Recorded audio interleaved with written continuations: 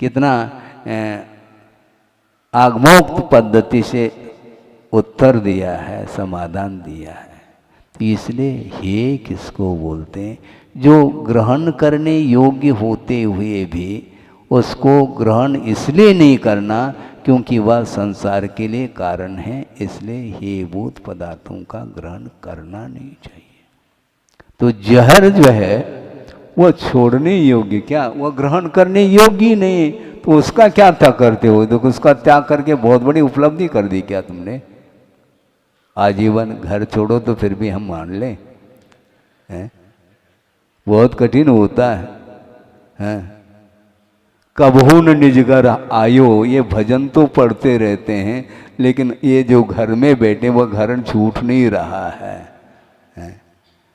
पहले निवेदन करते हैं महाराज नागपुर आना है आपको, और नागपुर आने के उपरांत महाराज तुलसी नगर, महाराज परवारपुरा, महाराज सदर, हैं? हम सादर निवेदन करते हैं, आप सदर पधारें। तो फिर बाद में धीरे धीरे महाराज इधर इधर किधर इधर हमारा घर है, तो धीरे धीरे आप बढ़ते हैं।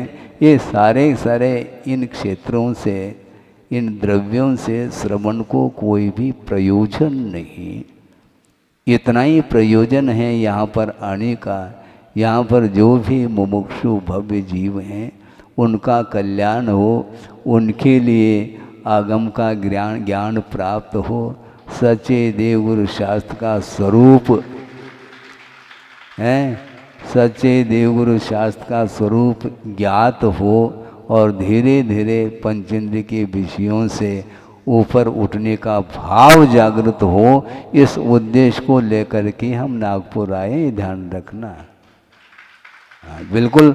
और लगभग 20-25 दिन ज़्यादा हो गए, और यहाँ पर प्रतिदिन कोई न कोई व्यक्ति पुण्य का अर्जन करता है।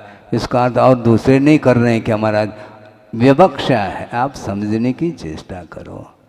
दान आदि के माध्यम से वह आगे बढ़ रहा है, इसी प्रकार बढ़ते चली जाए।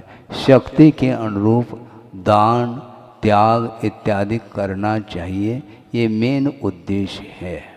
तो इसलिए आज इस पवित्र तिथि के दिन 23 दीक्षाएं हुई थी, और उसमें आज ही तिथि के दिन इसलिए याद किया है, क्योंकि दीक्षा की तिथि को याद करने से अपने आप भावों में और पवित्रता आती है। इसलिए आप लोग कल्याणक भी मनाते हैं।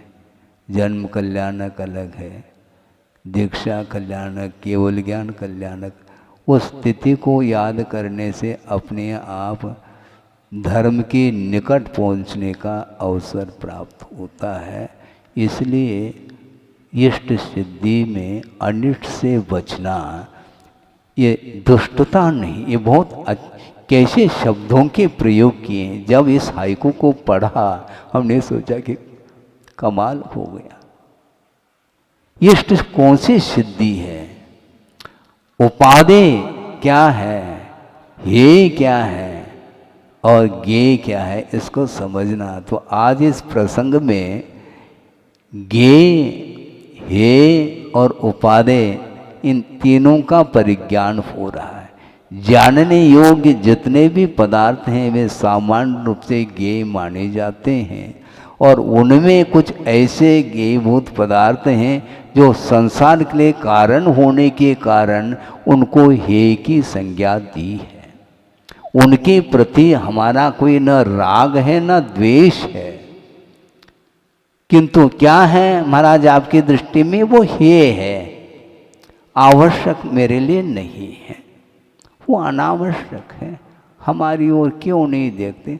आवश्यकता नहीं, जब आवश्यकता होगी तो आपको भी देख लेंगे, कोई दिक्कत थोड़ी है। इर्यापत समिति से जब चलते हैं श्रवण, उस समय छोटे छोटे जो कीटाणु हैं, चींटी इत्यादि, उस ओर ध्यान देते क्या नहीं? तो उनको भी तो देख रहे हैं महाराज, हमें भी देखो। हाँ, हमें भी देखो, एक प्रसंग सुना रहा हूँ बहुत एक प्रकार से मनोरंजन समझ लो या कुछ भी समझ लो, उनके अंदर जो भाव थे उन्होंने व्यक्त कर दिए। एक सज्जन, अभी वो रहे नहीं, किंतु गुरुदेव के प्रति उनका समर्पण भाव था और बहुत पुराना प्रसंग है, लगभग 77-78 के अंदर का है, इतने पुराना प्रसंग। और पर्युषण पर्व में वो आए थे, 10 दिन तक उनका वहाँ पर रहना हुआ, बाहर के थे वो, कुंडलपुर में आए थे और उन्होंने आहार दान के निमित्त से आए थे और 10 दिन तक उन्होंने प्रतीक्षा, समझते हैं आप, पड़गान के लिए खड़े होते थे और प्रतिदिन 1 दिन 2 दिन 3 दिन 4 दिन हुआ, प्रतिदिन उनके सामने से ही निकल जाते थे और देखते नहीं थे, ऐसा उनको लगा। और एक दिन आकर के गुरुदेव के चरणों में कहा कि महाराज,